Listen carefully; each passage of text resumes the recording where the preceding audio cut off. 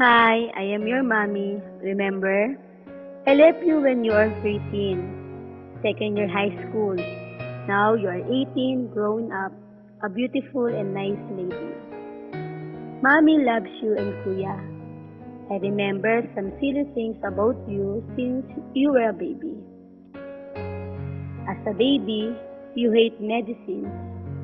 Kahit kaano kamahal ang Polyvisol, Tevisol, and Celine, hirap mo pa inumin.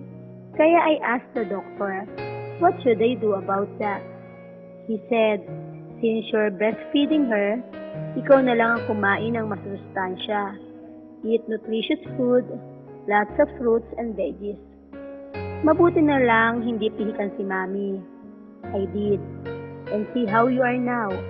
Kapag may sakit ka, para mapainom ka ng antibiotics, dapat karga ka ni daddy mo. Hawak ni kuya sa paa mo, hawak ko naman ang ilong mo. Siguro talaga lang hindi ka na pinatangkad ni Lord kasi baka masyado ka nang maging gorgeous. Alangan na akong maging mami mo. When you're 2 to 3 years old, you ask for a cake. Marunong ka na humingi ng gusto at ayaw mo kainin. Like, ayaw mo ng kanin na may kulay. Naloko ko sa'yo nung binigyan kita ng kanin na may chicken at may tomato sauce sa food mo, which is a fritada. Ulam ni Kuya. Favorite ni Kuya yung mga may tomato sauce na ulam like pudo, mechado, at yung ang afritada. So I thought you're the same. Sarap ng kain ni Kuya. Ikaw, humangawa. Nung tinanong kita kung bakit, sabi mo, gusto mo ng kanin lang, yung white. Ayaw mo ng ulam. Nung pinipilit kitang iabang yung bowl, gusto mo yung nakalagay. At kinain mo muna yung kanin before yung ulam. Then ever since, ayaw mo na ng may kulay ang kanin mo. Ayaw mo noon ng dinuguan o munggo. Napakaingay mo sa hapag kapag makulayan ang kanin mo. Pero gustong-gusto mo naman yung candy baboy o mas kilalang tocino. Every time na pupunta tayo sa palengke, kilala ka na ng tindera na suki natin. Tawag na nga sa'yo ay candy baboy. At panay alok na mas gusto mo ng tocino sa longganisa. Nagising pa kami minsan ni Ian na kumakabog ng takip ng kaldero at nasa ibabaw ka ng lamesa at kinakalkal yung tutong sa kaldero. Kung hindi gagalabog ang upuan at nahulog ka, iiyak ka. Sasabihin mo, inaabot mo yung kaldero ng sinaing. And meron pang mga panahon na maggagayat ako ng panggisa, bawang, sibuyas, kamatis, at pagtingin ko sa lamesa, kinakain mo yung kamatis. Matakaw ka rin sa pipino at kalamansi.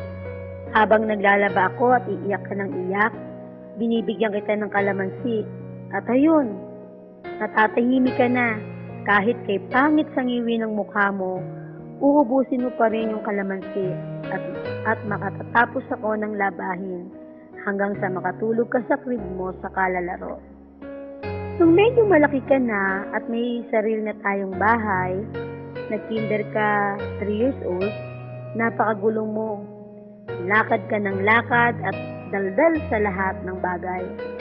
Lagi kitang binabaunan ng Yakult. Pero ayaw mo nun. Gusto mo lagi chocolate. Kapag tinitimpla ko kayo ni Kuya ng chocolate milk, laging nawawala yung tasa mo. Kapag naguhugas na ako ng pinag-agahan, and then later in the morning, makikita ko sa sulok o sa tabi ng fridge. Pagdating mo, ask kita why di mo ininom yung chocolate milk mo. Sasabihin mo kasi gusto mo malamig at saka mo iinumin pagdating mo from school. Kapag nagprito ako ng tilapia, for sure, kapag kain na, wala nang mga buntot kasi dinukot mo na. Sabi mo masarap kasi ng malutong. Gusto mo yung miswa sa patola, nasasahog lamang ay sardinas. Iyon yung unang-unang niluto mo nung tiniis kitang magutom bago ko umalis papunta rito. For 5 years na hindi tayo nagkita at nagkasama. Ewan ko kung ano na ang favorite mo ngayon. Hindi ko na nga alam kung ano nga ang reaction mo sa mga situation. Kung paano kayo ni Kuya sa pagkainan. Naalala ko noong nag-post ka sa Facebook na namimiss mo na ang mami mo na nag-aasikaso sa inyo sa umaga. Ako rin, miss na miss ko na rin kayo. Hindi na nga yata ako marunong magluto ngayon eh.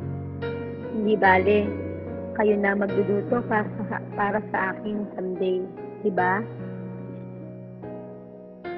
Now you're 18 years old. You need to be more concerned of your good future. Ikaw na ang gagawa ng ikagaganda ng buhay mo, pati na rin ay kasisira. Hopefully soon, we can be together again. Para may chance pa ako na matulungan at magabayang ko pa kayo ni kuya mo sa buhay na tatahakin ninyo, lalo-lalo na sa age nyo na yan. Sana patuloy ka na maging mabait na anak at kapatid. Ipagpatuloy mo yung pagiging mabuti mong student, focus sa studies at sa mga gandang kinabukasan. Ingat palagi and always pray to our Father God to continue blessing us all. We love you. Happy birthday to you and take care. Love, Mommy.